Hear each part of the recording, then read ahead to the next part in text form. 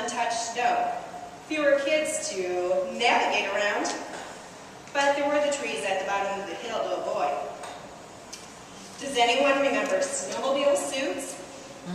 Bread bags around your boot liners to keep your feet dry, or our 80s moon boots?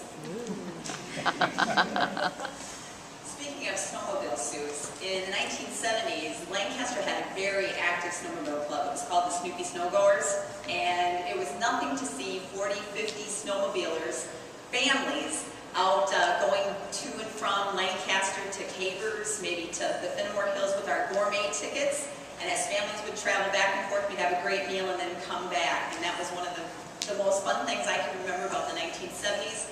Besides being at the pond, which my sister had mentioned already, it was a great time playing pom-pom and prisoner's base, thousands of memories on the pond. And if you got cold, you would go into the warming house, which a lot of people don't even know what that is underneath the one shelter on the pond. And we would go in there, and Frank Bausch and Cletus Marquis would treat us to hot chocolate or a favorite candy bar. And we would have a great time on the pond, which now we can't do. Santa came to town not in the courthouse, but on the courthouse lawn.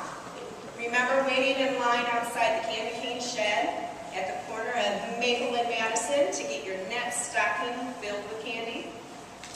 Shopping for the kids meant going to the dime store.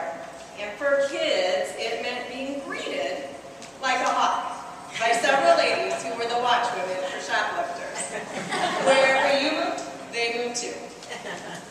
You can't talk about Christmas memories without mentioning some of the 70s and 80s hot toys. Easy bake ovens in your original turquoise color. Making slime or using your creepy crawlers thing maker. Creating masterpieces on spirographs, etch-a-sketches, or light brights. Boys loved playing with their Rock'em Sock'em robots, their Battleship Galactica, or Masters of the Universe action figures. Girls cuddled with their Care Bears, strawberry shortcakes, Teddy Ruxpins, or the ultimate. Their Cabbage Patch. Cabbage Patch. Unfortunately, the young people behind us don't have the ability to share memories many of us do, and that's the iconic Lancaster Purity Bakery. For many years, my Uncle Barney took pride in making donuts, and of course at Christmas time, Christmas stolons and cookies, and sharing them with anybody who came into town.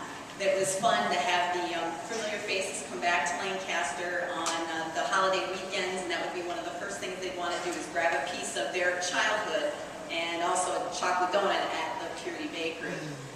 But probably one of the big things that Lori and I's generation is iconic for is the claymation series videos and the cartoons that are still out there today that the kids can enjoy.